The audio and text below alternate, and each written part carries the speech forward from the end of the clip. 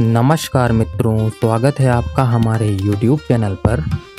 आज का हमारा विषय विश्वकर्मा, जो ईश्वर का एक गौणिक नाम है, उस पर है। बिना किसी देरी के आज हम इस वीडियो में जानेंगे कि विश्वकर्मा का वैदिक स्वरूप क्या है और विश्वकर्मा क्या एक शिल्पकला का देव ही है या उस अखिल ब्रह्मांड का स्वामी है या वो इस चराचर जगत का स्वामी है। क्या वेदों में विश्वकर्मा की कोई अवधारणा प्रचलित है और क्या पाश्चात्य विज्ञान में भी विश्वकर्मा का कोई नाम है? यूनिवर्स का क्रिएटर वो किसे मानते हैं? आज हमारा विषय यही है और इसको शुरू करने से पहले आप सभी से अनुरोध है कि वीडियो को अंत तक अवश्य देखिएगा। ऐसी ही ज्ञानवर्धक बातों के लिए आप हमारे चैनल को सब्सक्राइब कीजिए और फॉलो और शेयर भी करें। आज एक संप्रदाय विशेष है जो कि विश्वकर्मा का नाम अपने उपनाम के तौर पर इस्तेमाल करते हुए आ रहा है और प्रतिवर्ष विश्वकर्मा पूजा 17 सितंबर को मनाते हैं। अच्छी बात है कि आप उपासक हैं और आप उनकी उपासना करने में उद्यत हैं, बहुत ही अच्छी बात है। समाज में आप प्रेरणा के स्रोत बने। आप भूलने नहीं देते कि विश्वकर्मा भी एक वैदिक नाम है ईश्वर का, जो कि एक गौणिक नाम है। आज एक संप्रदाय विशेष में सिमट के रह गया है। तो आप सभी जानते हैं कि आज हम एक अत्यंत गहन एवं महत्वपूर्ण वैदिक अवधारणा पर चर्चा करने जा रहे हैं, जिसे हमने विश्वकर्मा की अवधारणा से अवतरित किया है। यह शब्द निराकार परमेश्वर का एक गौणिक नाम है, जो उनके सृष्टि के शिल्पकार और संचालक रूप को दर्शाता है। मान लीजिए कि आप एक विशाल अति उन्नत कंप्यूटर के सामने बैठे हैं। यह कंप्यूटर स्वचालित है, अपने आप चलता है, अरबों गणनाएं एक साथ करता है, स्क्रीन पर अद्भुत छवियां दिखाता है और बिना किसी त्रुटि के काम करता रहता है। अब प्रश्न यह है कि क्या आप यह मानेंगे कि इस अद्भुत मशीन का कोई निर्माता नहीं, कोई प्रोग्रामर नहीं, कोई रखवाला नहीं है? आप नहीं मानेंगे, निश्चित ही आप ऐसा नहीं जानते और आप ऐसा नहीं मानेंगे। यह मशीन स्वयं अपनी उत्पत्ति का कारण नहीं हो सकती, क्योंकि यह जड़ है। अब इस दृष्टांत को इस संपूर्ण ब्रह्मांड पर लागू करके देखिए। यह सूर्योदय, सूर्यास्त का नियम, ऋतु चक्र, नदियों का प्रवाह, फूलों का खिलना, मानव शरीर की अति सूक्ष्म और जटिल कार्य प्रणाली, क्या यह संबंध स्वयं ही बिना किसी बुद्धिमान सर्जक और नियंत्रक के चल रहा है? वैदिक ऋषियों ने इस प्रश्न के उत्तर में विश्वकर्मा शब्द को दिया है। तो विश्वकर्मा शब्द की सार्थकता यह है कि विश्वकर्मा संस्कृत के दो शब्दों का समुच्चय है। विश्व यानी समस्त ब्रह्मांड और कर्मा यानी उस कर्म को करने वाला, अर्थात वह सर्वव्यापी सत्ता जो इस विश्व रूपी महायंत्र के निर्माण, संचालन और नियमन का कर्म करती है। यह ईश्वर का कार्य सूचक नाम है, न कि कोई अलग देवता। यह उस परम शक्ति की भूमिका का वर्णन मात्र है। अब यजुर्वेद के मंत्र में कहा गया है कि वाचस्पति विश्वकर्माणम ऊतये, अर्थात हम किसकी स्तुति करें? उस वाचस्पति वाणी के स्वामी विश्वकर्मा की। क्या हम उसी को पुकारें? मंत्र में आगे कहता है, सन्नो विश्वानि हवनानि जोष दुष्व संभूरवसे साधुर कर्मा। वह विश्व का कल्याण करने वाला, साधु यानी श्रेष्ठ और पवित्र कर्मों वाला परमेश्वर हमारी सभी पुकारों को प्रसन्नता पूर्वक सुने और हमारी रक्षा करे।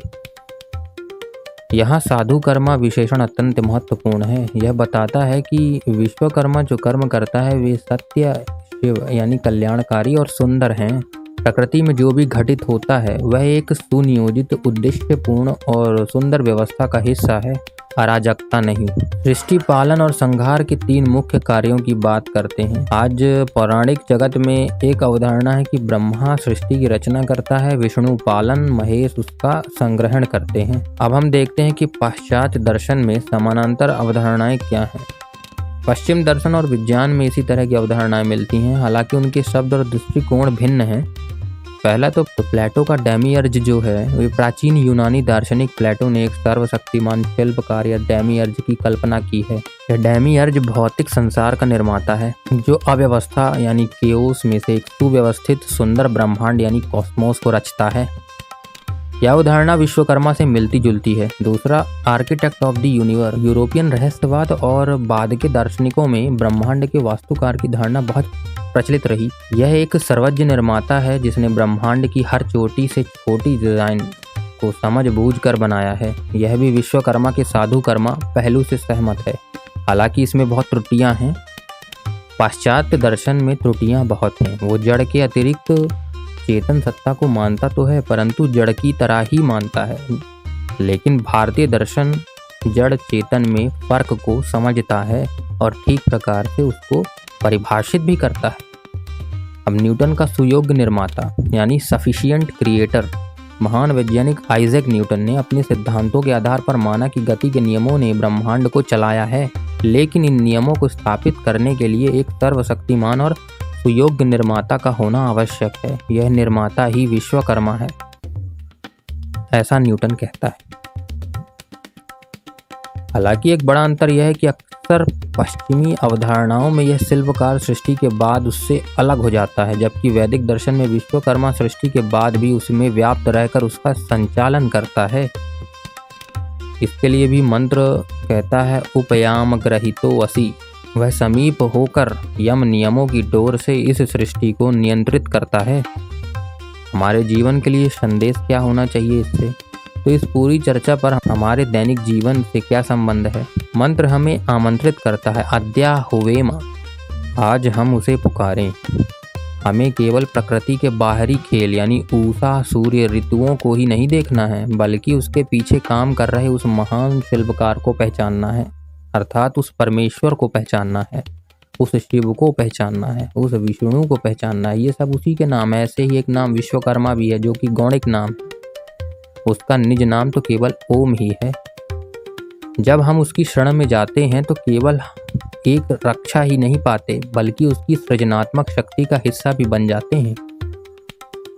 वह हमें मनो अजुवम मन की गति प्रदान करता है, नवीन विचारों और सृजन की प्रेरणा देता है। वह हमारी वाचस्पतिम अर्थात वाणी का स्वामी है, हमें सार्थक और सत्य बोलने की शक्ति देता है। निष्कर्ष यह निकलता है कि विश्वकर्मा कोई दूर बैठा हुआ इंजीनियर नहीं है, वह तो परम सत्ता है जो इस पूरे ब्रह्मांड में और हमारे अपने भीतर एक जीवंत सचेतन शक्ति के रूप में काम कर रही है। हमारी सांसों में, हमारी धड़कनों में, हमारे विचारों में वही विश्वकर्मा सक्रिय है। आइए हम इस महान ज्ञान को केवल एक दार्शनिक चर्चा तक सीमित न रखें।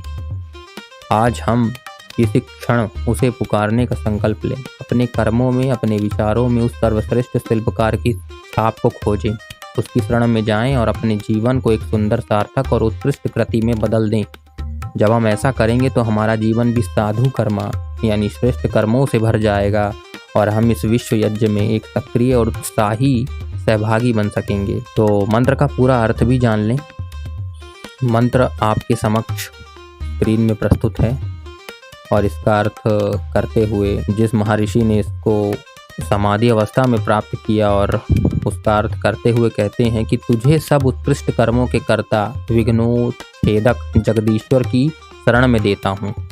क्या तुम जानते हो कि प्रकृति में जो अद्भुत क्रियाएं हो रही हैं उनका करने वाला कौन है? संभवतः तुम कहोगे कि प्रकृति स्वयं अपने खेल रचाती है, स्वयं उषा छिटकती है, सूर्योदय होता है, सूर्यास्त होता है, काली निशा आती है, चांदनी चमकती है, ग्रीष्म ऋतु आती है, बरसात आती है, शीत ऋतु का आगमन होता है, पर्वतों पर बर्फ गिरता है, नदियाँ बहती हैं, समुद्र में गिरती हैं, वनस्पतियाँ उगती हैं, लताएं वृक्षों गलबहियाँ लेती हैं, रंग बिरंगे पुष्प खिलते हैं। प्रकृति का कंप्यूटर स्वयं काम करता है, उसे चलाने वाला कोई नहीं है, परंतु ऐसा कंप्यूटर आज तक कोई नहीं बना जिसे कभी निरीक्षणकर्ता की टूटा तार जोड़ने वाले की आवश्यकता ना पड़ी हो। कोई विश्वकर्मा परमेश्वर है जो विश्व के कार्यों को करने में प्रकृति की सहायता करता है। वह केवल प्रकृति की बाह्य करामातों को ही नहीं अपितु शरीर के अंदर होने वाले आश्चर्यजनक कार्यों को भी करता करवाता है। जीभ जो वाणी बोलती है उसमें उसी का कर्तृत्व है। मन जो चिंतन करता है या चक्षु स्रोत आदि के देखने सुनने आदि के माध्यम बनता है उसमें उसी की कला है। वह साधु कर्मा है, सत्य शिव और सुंदर कर्मों को ही करता है।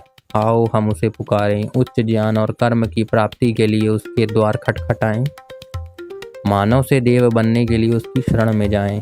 हे मानव जो उपयाम है, जो समीप होकर प्रकृति के कंप्यूटर को नियंत्रित करता है, उसी को तुम पकड़ो, उसी की शरण में जाओ, उसी से यम नियमों की डोर पकड़ो, उसी विश्वकर्मा इंद्र से कर्तृत्व की कला सीखो, उसी से बाह्य और आध्यात्मिक उड़ान की शिक्षा लो, उसी से अपरा और परा विद्या का सूत्र पकड़ो, उसी से सूत्रों का भाष्य करने की विद्या प्राप्त करो। वह तुम्हारा योनि रूप है, तुम्हारा निवास गृह है, तुम्हारा शरणालय है।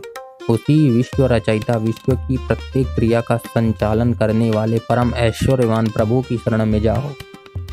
मैं तुम्हें वहीं भेजता हूँ, उसी की स्तुति करो, उसी से प्रार्थना करो, उसी की उपासना करो। वह तुम्हारा कल्याण करेगा, वह तुम्हें साधु मार्ग द्वारा लक्ष्य पर पहुँचाएगा।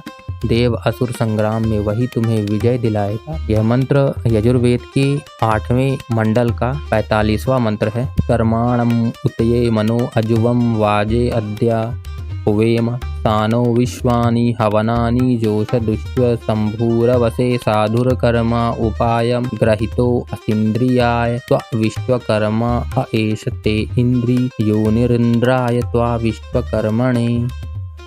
इसका ऋषि शास है, देवता विश्वकर्मा ईश्वर है। छंद आरसी त्रिष्टुप, राग विराड, आरसी अनुष्टुप। धन्यवाद आपका इस वीडियो को धैर्यपूर्वक सुनने हेतु। बहुत बहुत आभार है आपका। ऐसी ही ज्ञानवर्धक वीडियो को सुनने के लिए आप हमारे चैनल को सब्सक्राइब, लाइक व शेयर करें। धन्यवाद।